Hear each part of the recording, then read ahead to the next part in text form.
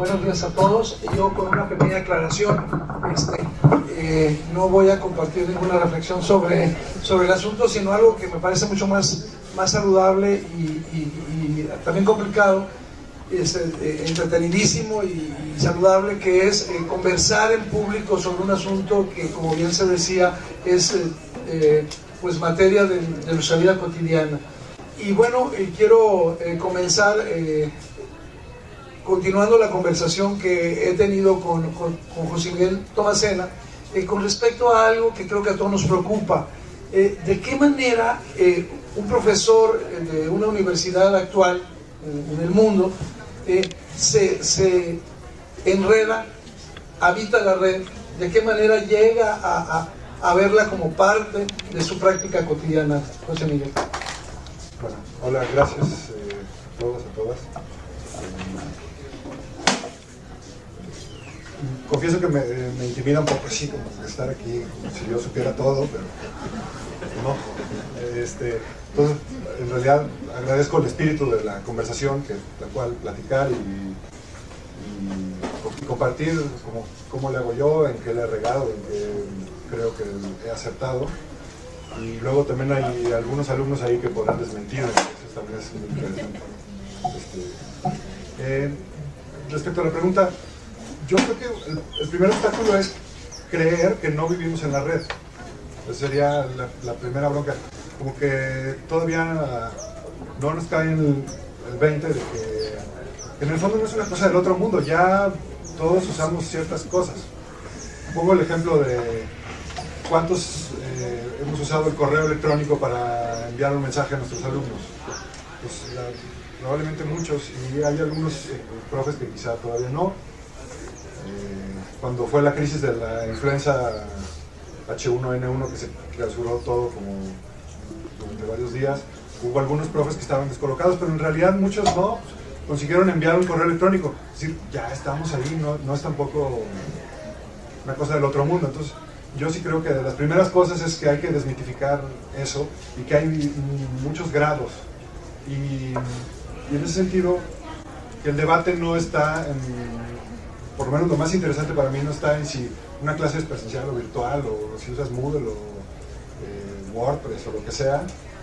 Puede haber modalidades que luego platicamos, sino que en realidad ya hay otras culturas de aprendizaje y de formas de compartir información que ya tenemos más o menos incorporadas, pero que podemos expandir. Esa es un poco la posibilidad. Sí, comentábamos que, digamos... Sí, que no se oye. ¿No se oye? ¿Se oye allá? ¿Y quién le sube el sonido? Ok. Comentábamos hace un momento que la piedra de toque de la universidad en su historia fue la escritura, la imprenta, como tecnología desde la cual el conocimiento, digamos, se concretaba, y que en este momento de la historia de la civilización ya existen otros elementos, otros factores que para la propia universidad están cambiando las prácticas, y ya no está solo concentrado en el documento impreso, hay bases de datos, en fin. ¿Cómo ves tú esto como un elemento para activar el vínculo con las plataformas, los programas, las aplicaciones, en términos de la vida diaria de un profesor en el ITESO? Ok, sí, hay yo creo un cambio de paradigma que todavía no alcanzamos a ver qué va a pasar, y yo creo que será radicalmente transformador, y es un privilegio vivir en esta época. Para mí es una maravilla. Hace unos meses vi la película esta de Woody Allen de Medianoche en París, que trata un poco sobre esta nostalgia, cómo vivimos siempre nostálgicos por el pasado.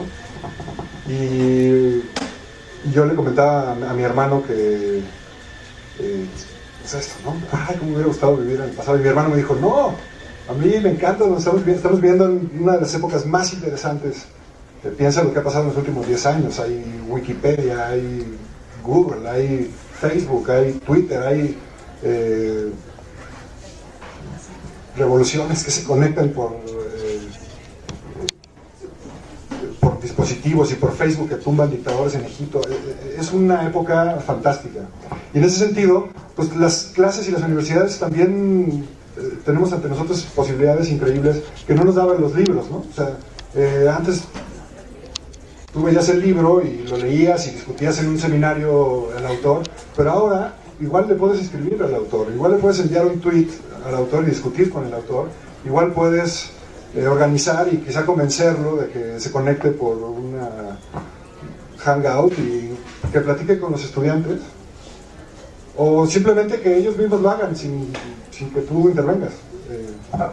Te voy a interrumpir para pasar de lo más genérico a lo más personal de tu práctica. Me parece que es una buena oportunidad para que nos compartas aquellos partes de tu proceso de inmersión, de tu propia práctica, que eventualmente, pues sí, pasan por tus propias necesidades y por tu propia, trabajo docente, disciplina, intereses, pero que eventualmente para todos nosotros pueden representar oportunidades para descubrirlas y para adentrarnos. Entonces, me regreso a la pregunta: ¿cómo le hiciste y qué elementos de este proceso pondrías, digamos, como referentes de tu experiencia en la red? Bueno, a mí me invitaron el CFH a dar un curso semipresencial, me dieron libertad para que yo experimentara, echara a perder y me equivocara, y eso lo agradezco muchísimo. Y después me han permitido conectarme con otros colegas con los que hemos ido pensando eso. ¿Por qué acepté? Porque sería lo primero. Igual pude haber dicho, no hombre, mejor sigo dando clase con el pizarrón y ya, ¿no?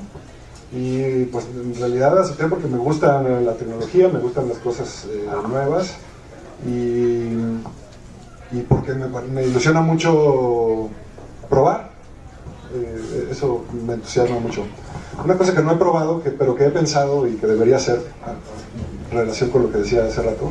Por ejemplo, en una clase, yo doy conocimiento y cultura, que es una clase de estas que los alumnos dicen de relleno y que no sirven de nada y esas cosas, pero que para el ITESO son fundamentales. Entonces, de entrada compartimos el mismo reto de siempre, que es cómo convenzo a los alumnos de que esta clase vale la pena.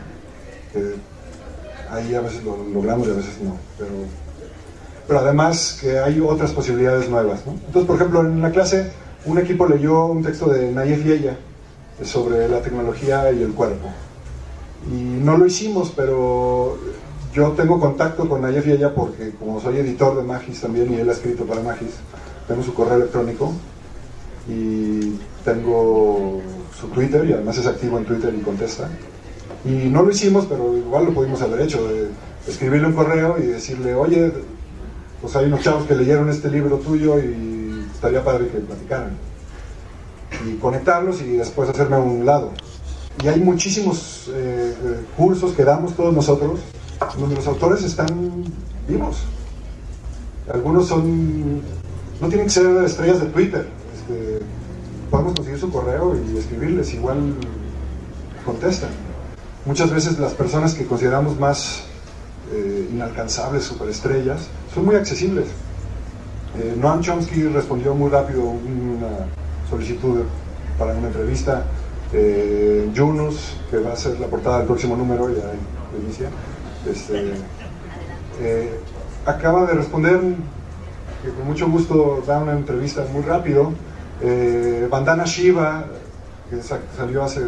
Entonces, si son figurones internacionales, que lo único que hay que hacer es tocar en la puerta y a veces, venga, están ahí. En ese sentido, y esto era imposible hace 20 o 30 años.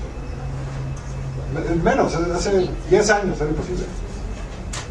Es increíble. Para clases de cine, igual te batean, pero en una de esas sí te hacen caso, porque los profes además tenemos conexiones. Eso a veces no lo metemos al aula con los alumnos, pero tenemos conexiones, tenemos contactos, y a veces los chavos tienen más contactos que nosotros también.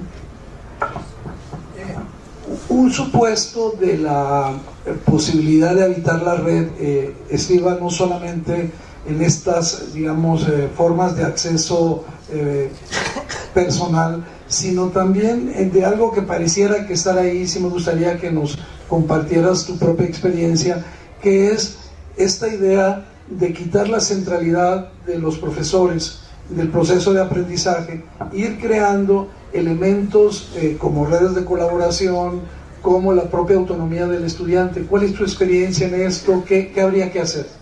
A veces los alumnos están habituados y vienen de una cultura escolar donde el maestro les resuelve todo, y entonces esperan de nosotros eso, que les digamos qué hacer, y a veces los maestros nos cuesta ceder el control y pues quitarnos el miedo de que pasen cosas o de que no funcionen.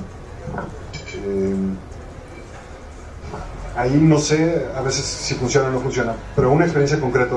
En el taller de escritura creativa tengo 3 grupos, son aproximadamente 50 chavos, y entonces hace como un año decidí que en lugar de pedirles tareas que no puedo leer y que después estoy 1 o 2 fines de semana histérico, encerrado en mi casa revisando cerros y cerros de trabajos que reviso mal, de mal humor, dije, ¿de qué modo podría descentralizar esto?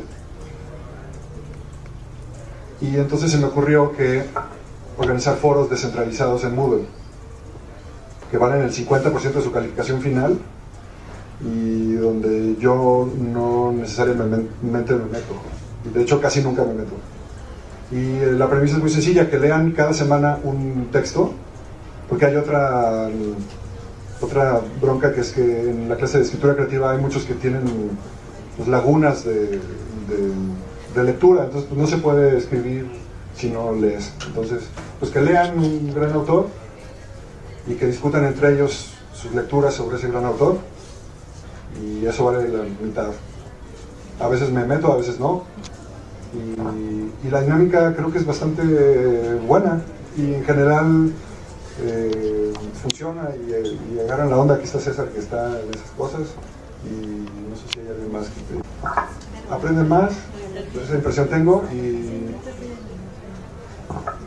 claro, el susto era, híjole, pero yo debería decirles si escriben bien o no, y si leyeron bien, si es la interpretación autorizada de ese cuento de Rulfo o si no.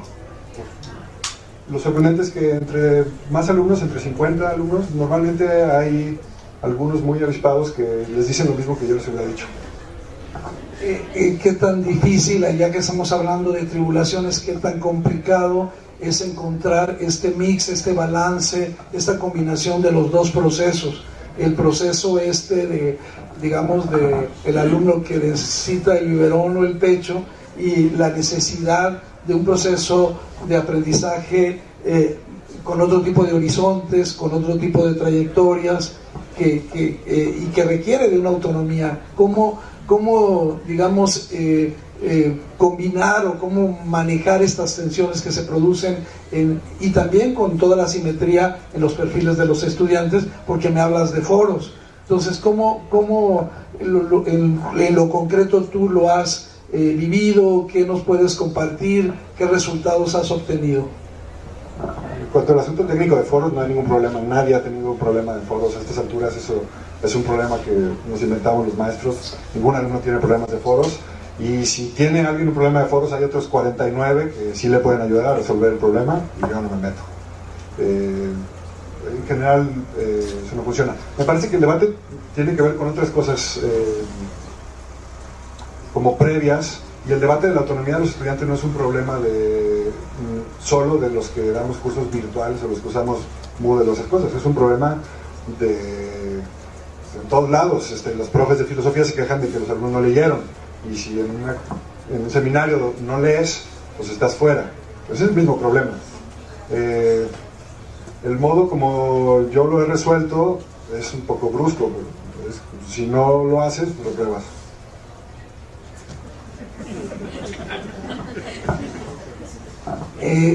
Mi pregunta iba también en otro sentido, es decir, ¿es viable en el curso la mezcla la combinación, porque no se acaba de terminar, digamos, un procedimiento que ya está por la propia naturaleza de los estudiantes que recibimos, de las 16 semanas de los cursos, y esta otra tentativa de decir, bueno, tú te puedes vincular con otros espacios de aprendizaje, con otros puntos de contacto que te van a llevar a esta y a otras cosas que no están en el curso necesariamente o en la lógica del curso, pero que pueden ayudarte a aprender. Entonces, ¿eso cómo lo combinas o cuál ha sido tu experiencia puntual? Pues es de las cosas que yo siento que podríamos hacer mejor. Que no he resuelto. Yo creo que de las cosas más valiosas del ITESO en concreto son muchas instancias de formación y de aprendizaje que no están inscritas en la lógica necesaria de las obligaciones escolares. Este edificio, o sea, tú tienes una biblioteca estupenda, con una biblioteca muy buena, tienes bases de datos, tienes todo para aprender. Nadie te va a decir que vayas. Y si no lo hacen, pues es su bronca. Además lo están pagando en su colegiatura. O sea, si se fueran a una universidad más pequeña, donde que no tuviera una biblioteca así, o un gimnasio así, o actividades culturales, o todas las cosas que hay, incubadoras, hay miles de cosas donde ellos pueden aprender fuera de sus obligaciones,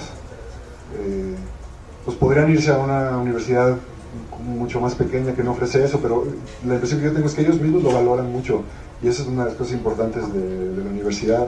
De hecho, hasta en la promoción, cuando vienen los de Viva ITESO y se dan toda su vuelta, es hasta argumento de venta, ¿no? Para convencerlos de que sí se metan aquí, porque hay cosas muy agradables. Entonces, en la práctica, confieso que no he sabido siempre conectar con todos los servicios que hay, pero pues creo que eso es un reto enorme, ¿no? Hablas de ellos, de los estudiantes,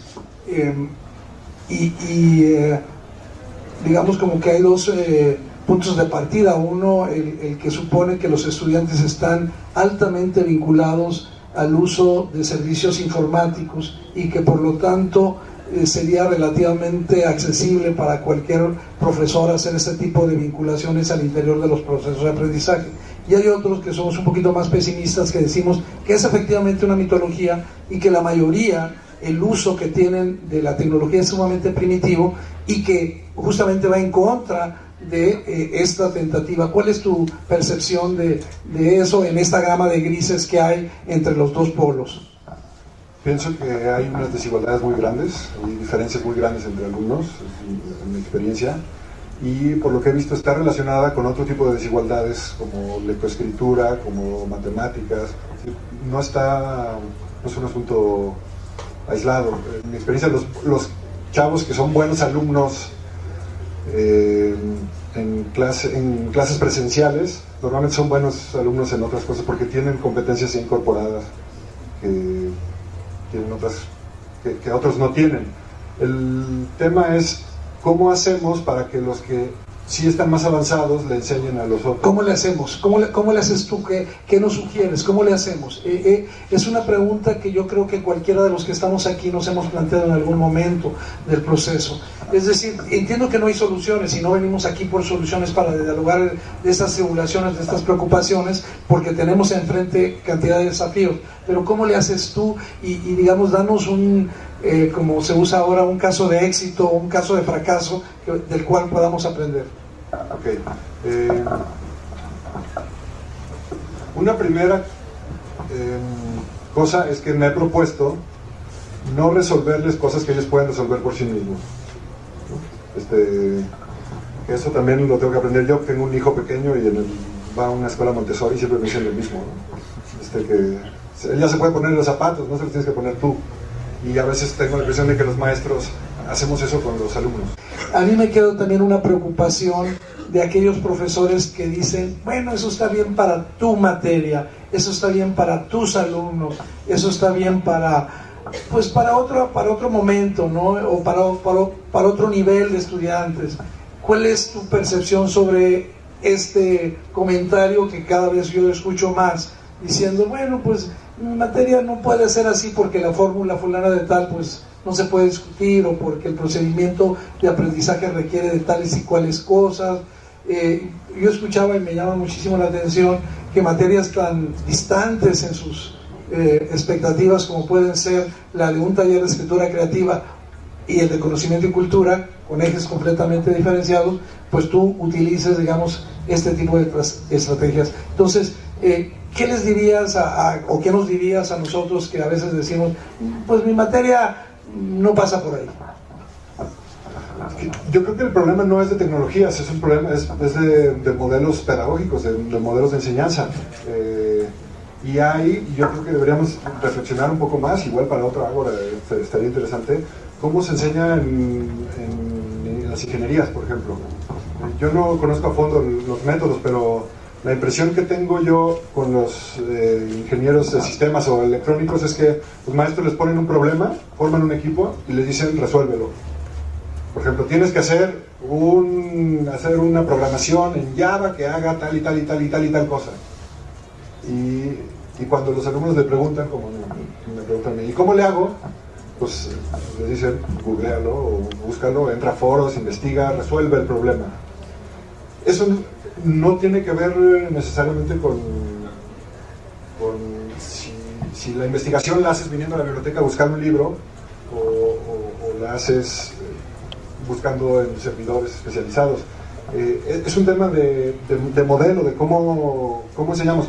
¿Cómo cito en APA? Porque mi maestro o maestra es muy neura si quiere que cite de esta manera. Pues resuélvelo, ¿no? Y nosotros podríamos hacer lo mismo. En Conocimiento y Cultura hicimos otro experimento en Wikipedia, que fue básicamente lo mismo, un poco salvaje, nos daba miedo, pero funcionó bien. Que era, tu último trabajo es convertir un artículo mediocre de Wikipedia en un artículo bueno. Y los criterios para establecer que es un artículo bueno ya existen. No les dijimos nada más, era el objetivo que ellos tenían que resolver, como el profe de ingeniería les dice tiene que hacer esto, esto y esto, y ellos lo resolvieron, y en general lo resolvieron muy bien, y se pusieron de acuerdo entre ellos y consiguieron mejorar artículos de manera bastante buena.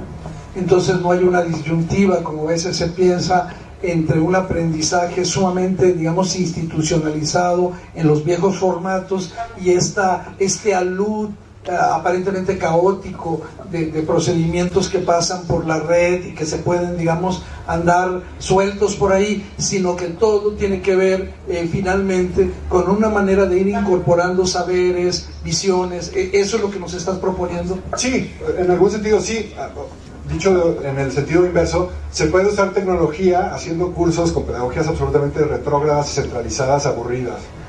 Por ejemplo, estoy ahorita en un MOOC, voy a hablar muy mal del MOOC, estoy en un MOOC para periodistas que usan uso de redes sociales de periodistas. Y entonces entras, hay 6,000 periodistas de todo el mundo, eso está padre, puedes conectar a muchos otros. Pero en realidad tienes unos expositores que se pararon frente a una webcam, hablaron, y se echaron un video y ya. Es lo mismo que un profesor se pare frente al aula y eche un choro media hora y la mitad se duerman y ya. Me parece que eso no resuelve, y es una de las razones por las que cada vez me gusta menos Moodle y cada vez me gusta estos otros sistemas como de aulas virtuales que reproducen la lógica del saloncito de clases donde el profe habla y los demás oyen y luego al final le hacen preguntas. Sí, y quedan fuera la intertextualidad, digamos el inmediatismo que puede tener Twitter, la conexión, el recibir respuestas instantáneas, el subir imágenes provocativas, todo esto que formaría parte, digamos, de la riqueza de este manejo diferenciado. Digamos, no hay una síntesis en todo esto, lo platicábamos con Gaby, un poquito la propia dispersión del tema, pero sí me gustaría no dejar tan suelto, cuando menos 3 ideas, que me gustaría que tú también las puedas sintetizar a tu manera. Uno, no es un asunto solamente de incorporación de tecnologías, sino de comprender el desafío a partir de nuevos contextos, de nuevas dimensiones de aprender en el mundo de hoy, que es un elemento. El otro elemento es que las batallas hay que darlas paso a paso y con, digamos, combinando dinámicas, unas que todavía vienen de modelos muy viejos y que terminarán derrumbándose, pero tampoco creerles todos a procedimientos que están a prueba, ¿verdad? Y que pues tendremos que irlos validando. Y la tercera cosa, algo que me gustó mucho que dijiste, es ya estamos adentro, ya estamos en esta alberca, no se trata de ver quién le quiere entrar. Eso me parece muy importante de esta sesión. Es decir, no se trata de ver, simplemente vamos a aprender a nadar y sería mejor que lo aprendamos juntos para ver a dónde llegamos con esto, porque la tarea es de todos. Es más o menos, digamos, como un poquito el resumen que yo hago, pero sí me gustaría que nos compartieras el propio.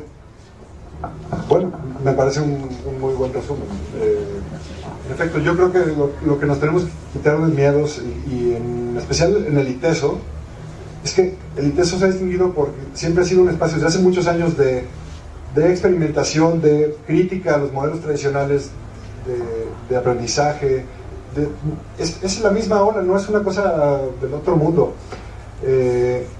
Pienso en los MOOCs, hay ciertos MOOCs, estos cursos masivos que se parecen a esas clases como de Oxford o de la Sorbona, donde está la vaca sagrada hablando y un auditorio como de lleno. Pues eso está bien, pero probablemente las vacas sagradas están en otro lado y las podemos conectar en streaming y ya te lo chutas desde tu casa. Como que aquí tendríamos que pensar en otras cosas, en otros juegos, y insisto, no es, en mi punto de vista, lo más importante no es un tema de si son clases virtuales, si son clases presenciales, eso habrá que resolverlo. Y hay muchas preguntas que ¿ya se está acabando el tiempo o no? Que quizá yo hago porque sé que va a haber ahorita discusión, pero una pregunta que quizá para provocar: ¿por qué decidimos que el mejor modo de organizar el aprendizaje en las universidades era a través de grupos? Bueno, ahora podría ser de otro modo. Bueno, y de grados, ¿verdad? De grados tiene que ver y de secuencias lineales. Exacto. Bueno, el ITESO ya rompió un poquito con las secuencias lineales, pero bueno, yo creo que es momento, como tú ya colocas, de continuar la conversación. Si algo tendría un ágora de eficacia, es justamente en convertirse en la oportunidad de conversar entre todos, no entre dos atribulados profesores. Entonces, pues suelto un micrófono para que se pase por ahí.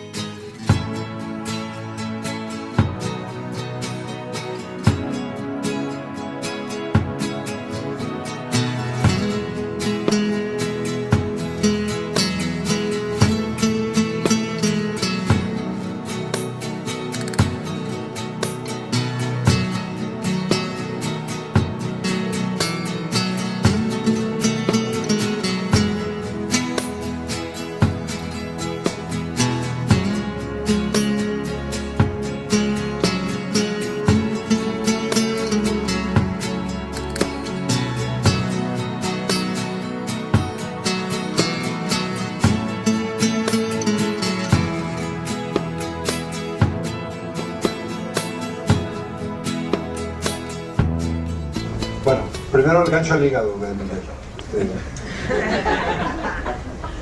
Si no hubiera calificaciones, a mí me daría mucho gusto, de verdad no me importan. Pero pues uso un poco de coerción simbólica para eso. En realidad el único modo de reprobar mis cursos es no participando. Es lo que interesa, ¿no? Y en general pues sí participan, no, hay algunos que no, pero insisto, los mismos que no participan en el Moodle y en el blog y que no vieron, son los mismos que en las clases normalitas tampoco hacen nada. Entonces, la misma banda, pues, no, y que son chavos que están viviendo otro tipo de procesos que tienen que ver con su, pues, con madurar y con que les caiga el 20 de por qué están aquí, y que pues, quizás su papá les paga la colegiatura y a ellos no les interesa porque están en otras cosas. Es más o menos lo mismo. Y sí uso el chantaje de la calificación. Ojalá no tuviera que usarla, pero sí. Y en el fondo no me importa nada. Tenías otra pregunta de Magda y otros comentarios. Magda, las universidades son instituciones muy retrógradas. Pues sí, en algún sentido sí. Son instituciones modernas, ancladas en la cultura de la imprenta, en otras cosas sí, pero al mismo tiempo son muy importantes. Entonces, ¿cómo hacemos que el legado y la tradición de las universidades entre en diálogo con las cosas nuevas? Sí, y eso es una de las cosas que a mí me hace preguntarme hacia el futuro. Digo, no es tema para ahora, pero si nos quedamos en el asunto meramente técnico, muy pronto los que dan cualificación técnica para inglés, computación y esas cosas para conseguir trabajo, lo van a hacer mejor y más barato que nosotros. Y los celulares, sí, de acuerdo. De hecho, hace unos días un alumno mío en uno de sus trabajos escribió eso de que no entiende por qué los maestros, en lugar de quejarnos de que usan los móviles y de querer usar métodos de educación imperialista, esa fue mi palabra favorita, no los incorporamos y dejamos que los usen en la clase. Y creo que tiene toda la razón. ¿Cómo hacerle? Pues no sé, ahí supongo que a veces hay que ser diplomático y darle el avión a los jefes, y a veces hay que pelearse con ellos. No tengo la respuesta en concreto, pero en concreto en enseñanza de matemáticas y de cálculo hay cosas muy, muy interesantes. No sé si conoces lo de la Academia Khan, Salman Khan. Bueno, es muy interesante porque ¿para qué reproducir en el aula explicaciones que hay un cuate que las da súper bien? Se llama Salman Khan y está en internet. Entonces hay una charla TED de él donde propone invertir el salón. Entonces, en lugar de que en clase se explique y luego los alumnos hagan ejercicios solos en su casa, es al revés. En su casa ven las explicaciones en línea y en el salón respondemos problemas juntos. Adelante. Yo acá, hola, buenos días. Tengo una pregunta. Decías que en tus dos cursos que son súper diferentes, motivas que participen en los foros. ¿Los chavos participan igual, siendo que son como dos materias distintas? Una que es que ellos optan por inscribirse y la otra que no forzosamente. No, es clave la disposición previa. Eso es clave, y los que estudian escritura creativa es una materia adaptativa que la decidieron meterla, y en general son los mismos chavos que después vemos aquí en Dime Poesía, por ejemplo, que es otro espacio educativo sumamente valioso y que deberíamos de establecer puentes, ¿no? Eso lo organizaron alumnos, lo hacen alumnos apoyados por el Centro de Promoción Cultural, pero los maestros no tenemos que meternos, y mientras menos nos metamos mejor. Eso funciona, y normalmente son esos mismos chavos los que les interesa escritura creativa.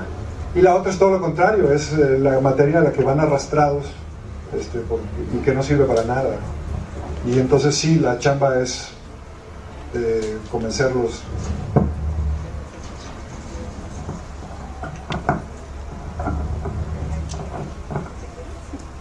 Bueno, hola, yo soy estudiante de periodismo aquí, es carrera nueva, somos 17 en la generación, 16. Y pasa algo muy extraño con nosotros. Somos poquitos, todos nos conocemos. Los maestros de repente se enojan porque platicamos mucho. O sea, y nos cambian de lugar y seguimos platicando. O sea, todos nos conocemos. Y tienen ese chip en la cabeza de yo tengo que hablar toda la clase y no me importa lo que tú digas, o si me importa, o sea, te dejo que hables un ratito y ya luego sigo yo.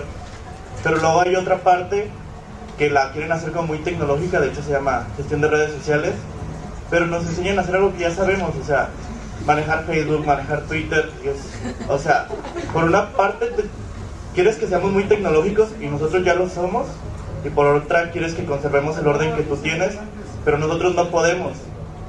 O sea, y es carrera nueva, repito, ¿en verdad los planes nuevos son acorde al tiempo que estamos viviendo? No lo sé, tienes toda la razón.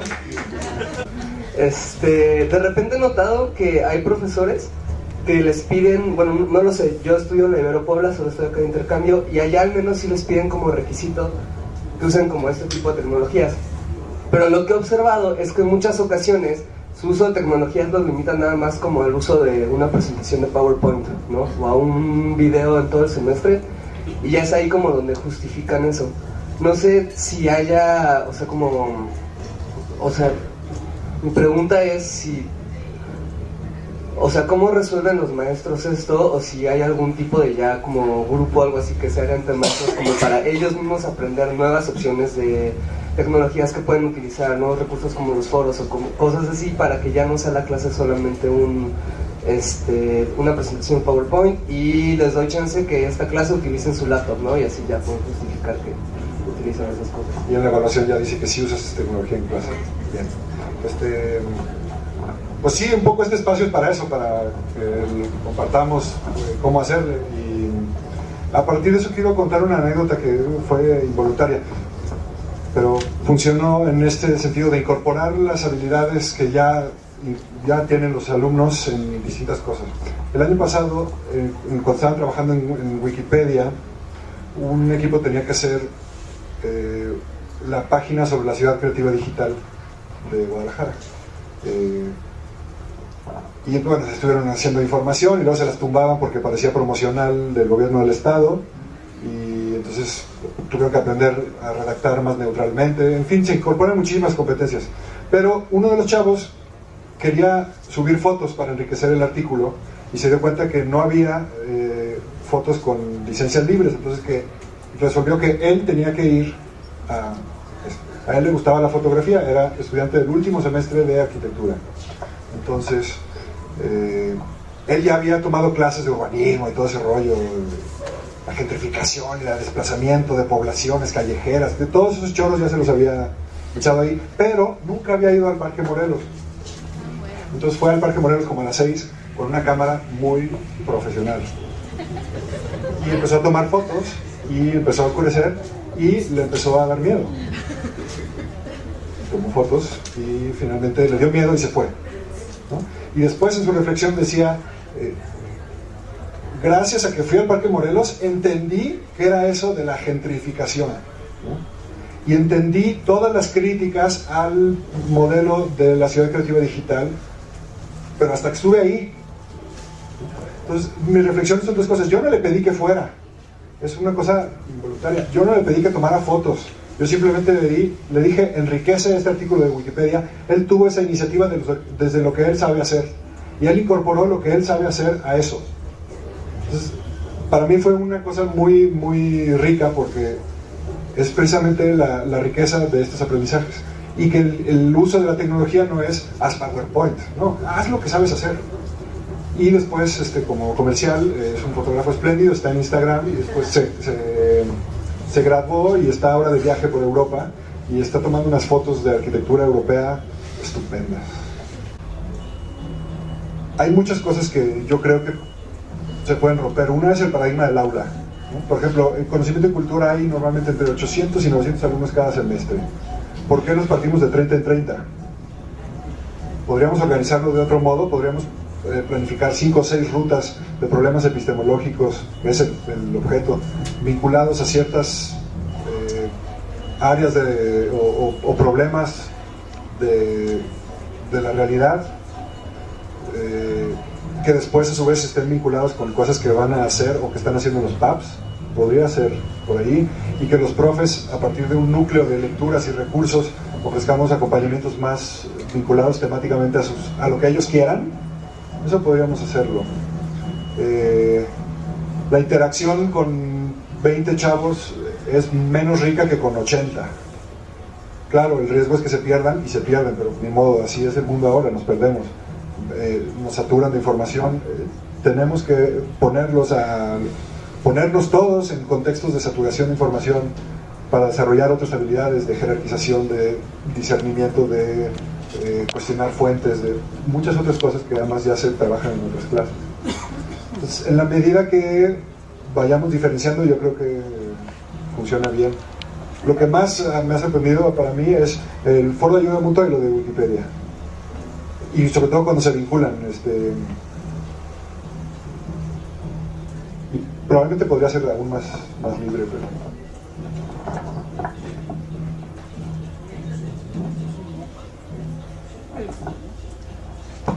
Bueno, pues antes que nada lo mío es más como un punto de vista sobre que dijiste que, por ejemplo, lo de las calificaciones, pues, o sea, no te importaba y que abrías, por ejemplo, los foros.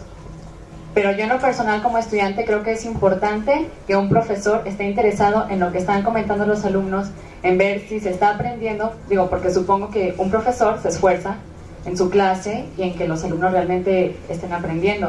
Entonces, si tú abres un foro, creo que es necesario también que siempre haya un mediador en ver qué se está discutiendo y no nada más dejarlo como el foro y que hagan lo que quieran y que discutan, sino que estar siempre al pendiente. Digo, aparte de que pues a nosotros es necesario eso, no venimos nada más como que a ver si la entendí ya. Y tenía una pregunta, cuando dices que tienen una pregunta y que les dices que googleen, o sea, ¿es porque tú no sabes o porque quieres que con las tecnologías busquemos la información? Por las dos cosas, depende de la situación. Depende de la situación. Quizá voy a hacer unos matices a lo que dije de los foros. Mi trabajo en los foros es buscar cuál es la lectura adecuada, en ocasiones probar en distintos semestres la lectura adecuada, formular una pregunta generadora adecuada, elegir cuál es la modalidad de foro y cómo se organiza la participación de los alumnos para que sea más ordenada, y establecer criterios de calidad para los comentarios. Y eso lo hago. No quiere decir, en ese sentido, no es que hagan lo que quieran los alumnos. Pero la otra pregunta, igual te la puedo devolver. ¿Por qué esperas que el maestro te ponga palomita por tu opinión? En concreto, estamos hablando de una lectura de una obra literaria, ¿no? ¿Por qué habría yo de calificar si tu lectura de X cuento de Borges es correcta o no? No calificarla, pero sí, o sea, ver que se está entendiendo el contexto, porque muchas veces pueden decir equivocadas. Pues sí, yo digo lo mismo, pero creo que te refieres más como al enriquecimiento, ¿no? O sea, que no tanto le des el valor a la calificación por el simple hecho de que sea un requisito que ya pasaste, ¿no? O sea, y yo creo que también la compañera pues se refiere más a esto, ¿no? De que tú veas que el profesor te está ayudando, o sea, o te está aportando a ti para que, pues no sé, para que generes como otro tipo de contenidos, pues, o... Sí, pero ¿por qué el profesor es el responsable de hacer eso? Pues no necesariamente que sea el responsable, pero yo creo que es más como que el profesor sea quien te guíe, pues. O sea, no necesariamente tiene que recaer todo esto en él. O sea, es algo que es tanto del alumno como del profesor.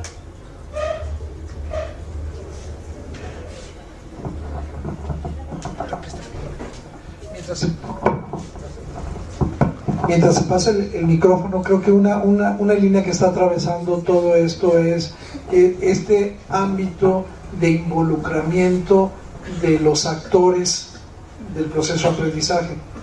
Y aquí el asunto es alumnos y estudiantes, pero me parece que la propuesta, hasta donde yo entiendo lo que nos ha conversado José Miguel, es que no son solo ellos dos, sino que hay otros actores, autores, otros estudiantes, otros espacios, otras experiencias que pueden palomear o pueden consolidar o pueden inquietar sobre aquello que queremos aprender, y entonces ya no nos colocamos como los únicos objetos o actores en ese escenario, y eso me parece bien interesante para este momento, empezar a darnos cuenta de que ahí donde nos imaginábamos nosotros con nuestros estudiantes y los estudiantes con su profesor, hay una multiplicidad de actores y de posibilidades que los tenemos enfrente.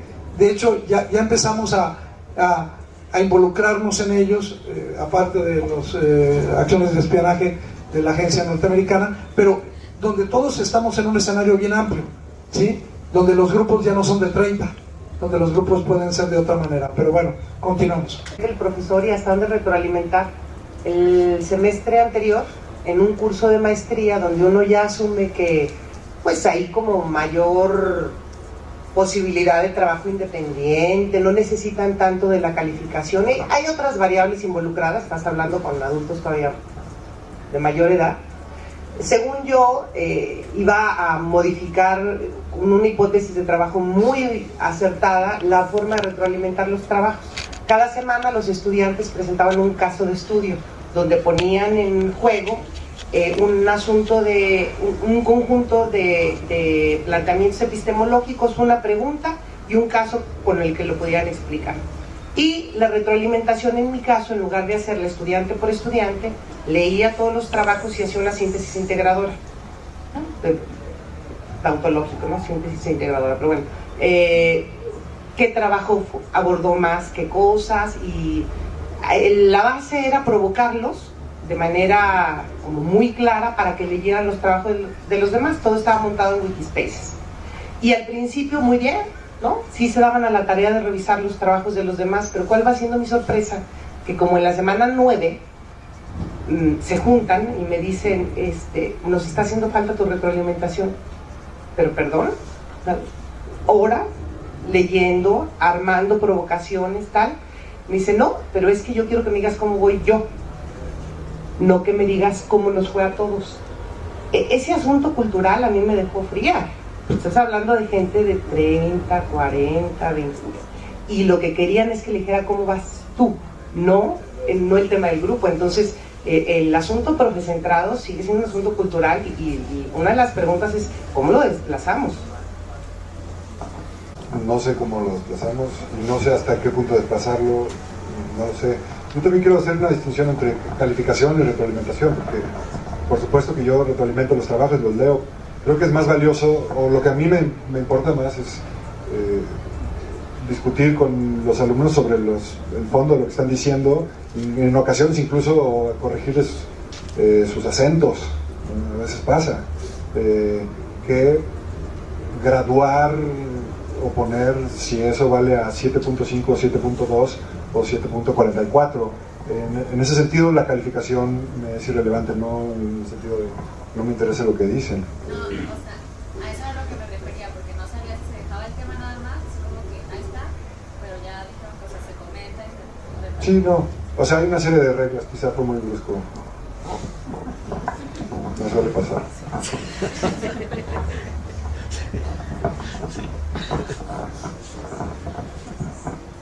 Otra cuestión, a veces uno como propio alumno de este lado del aula se pone a pensar en el rezago, y entre comillas, que tienen los maestros en cuestión de qué tanto entienden lo que está pasando del otro lado, ¿no? Qué tanto conocen y pueden, desde el asunto tan básico como qué tanto saben usar Facebook, hasta qué tanto pueden transmutar ese conocimiento de redes sociales en aprendizaje. Pero ahorita incluso en la propia conversación empiezo a pensar en los propios rezagos que uno como alumno tiene, ¿no? También entre comillas. ¿Qué tanto el alumno, como alumno sentimos que debemos que el maestro tiene que hacer como este pastoreo, y qué tanto siente que tiene que dejarlo libre, ¿no? Creo que también como alumno, por más que tenga toda la tecnología en la palma de su mano, tienes estos asuntos culturales de maestro-alumno, en que uno voltea hacia el frente y casi, o sea, hasta la propia posición física, de estar sentado y volteando hacia arriba. Eso como maestro, al notar ese tipo de rezagos, de diferencias de aprendizaje, con estas nuevas tecnologías de la información que tú aplicas en tus clases, ¿cómo logras hacer como un... O sea, ¿qué tanto pastoreas y qué tanto realmente eres como monitor? No soy pastor. No. O sea, definitivamente no. O sea, de perseguir y a decirles, ándale, por favor, lee, por favor, estudia, si no has entrado a tu foro, no. No son adultos, no voy a hacer eso. Me parece un error que sigamos haciendo eso. Y tengo muchas experiencias de alumnos que agradecen lo contrario. Por ejemplo, tienen una primera unidad muy mala, que son muy flojos y todo el rollo, y en el momento que se dan cuenta pues que no, y que si no se hacen responsables de lo que tienen que hacer, agarran la onda y lo resuelven bien. Y recuerdo otra anécdota, me contaron un chavo del ITESO que andaba en la fiesta y siempre borracho y reprobaba muchas materias. Y pues él lo hacía porque su papá tenía mucho dinero y le pagaba los créditos que quisiera. Y en el momento que su papá le dijo, vamos mañana a tesorería, pago por adelantado los créditos que te faltan para la carrera y los que vueles los pagas tú. Y el chavo agarró la onda, se lo dijo.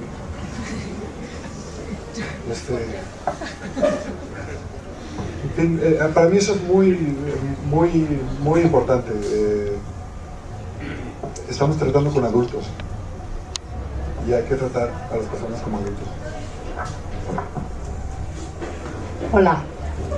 Bueno, yo te quiero preguntar, primero quiero poner como algunas reflexiones que me surgen de todo lo que se ha platicado aquí, y creo que bueno, estamos ante un cambio cultural y generacional muy fuerte, y que tenemos un abanico de características, de rezagos, como decía esta chica, más que rezagos, como de un abanico de características, de capacidades, de hábitos, de expectativas, de compromiso enorme en los alumnos, pero también en los maestros, y que finalmente en estos procesos pues, de querer hacer bien esta labor docente, vivimos una tensión entre requisitos institucionales y propósitos educativos, entre control y certidumbre en aras de estandarización y calidad y tal y cual, y el fomento a la autonomía, la libertad y todos los riesgos que eso conlleva. Y por otro lado, entre los roles desde el dueño del conocimiento y el dueño de las competencias. Y creo que en este proceso pues vamos escogiendo en el camino como profe a qué le apostamos, ¿no? A la calidad, al aprendizaje, al desarrollo de competencias, y nos vamos moviendo en las decisiones que se van tomando de innovación en los cursos. No sé de estas tensiones, ¿cuál ha marcado más tus decisiones?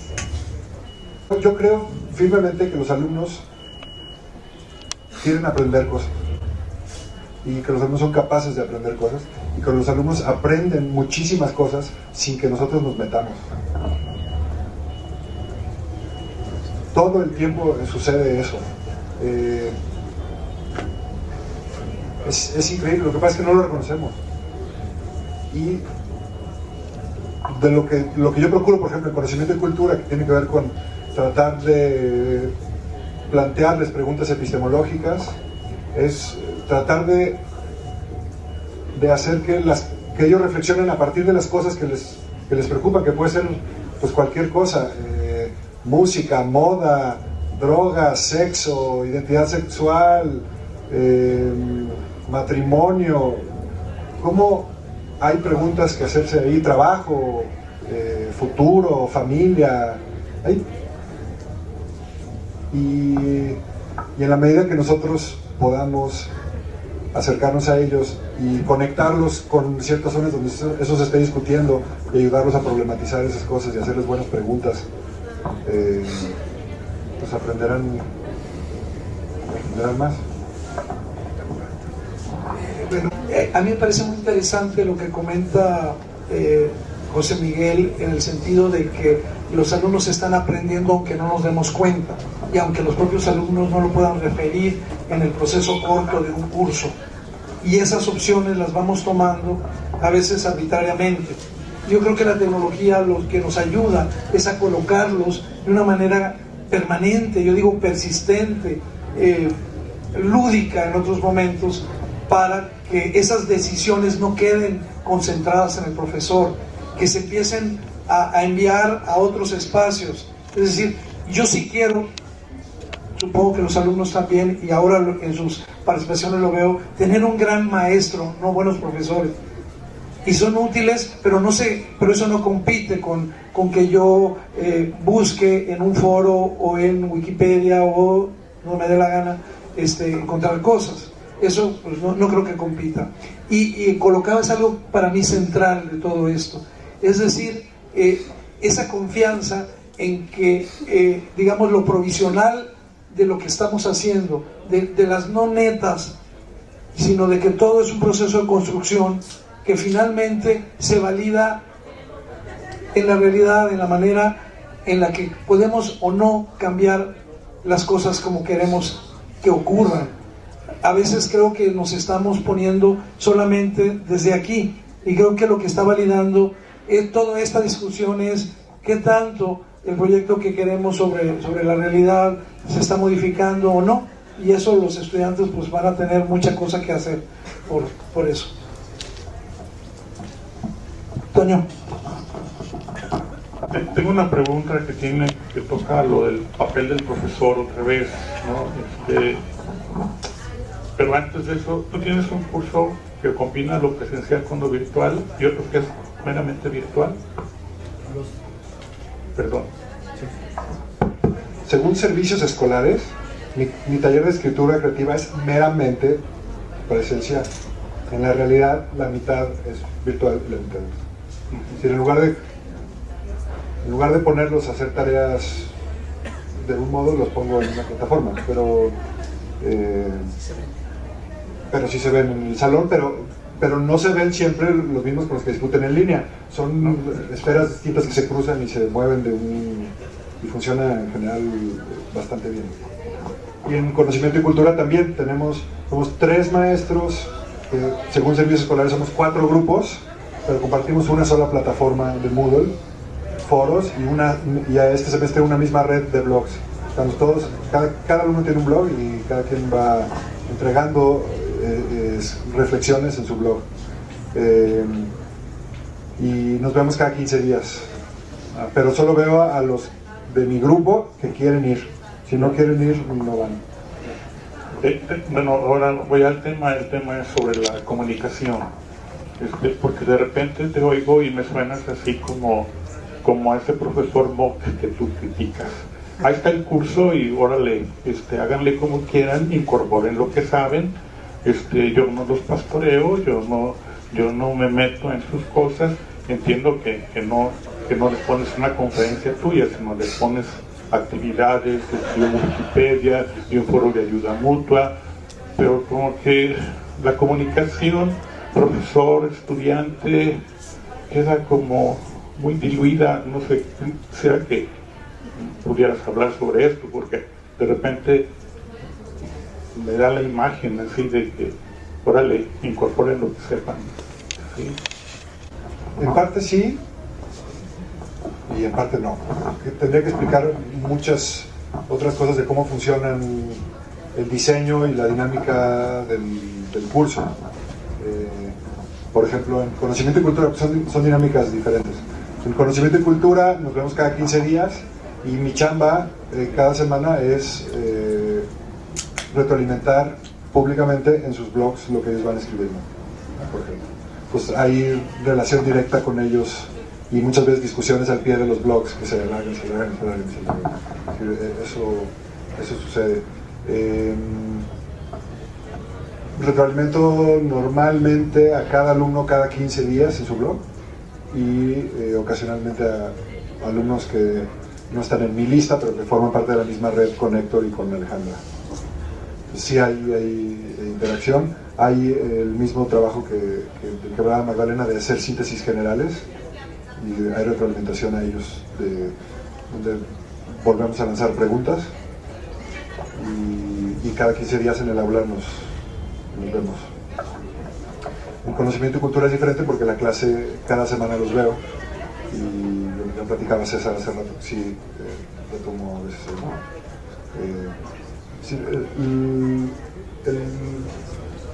Quizá el malentendido que habría que deshacer es que descentralizar un curso no significa desentenderse. No significa que eso funciona solo en automático, evidentemente no. Hay mucho trabajo para procurar los materiales, hay mucho trabajo para procurar las reglas, para diseñar las dinámicas, hay mucho trabajo de retroalimentación y de reformular preguntas. Es un papel diferente.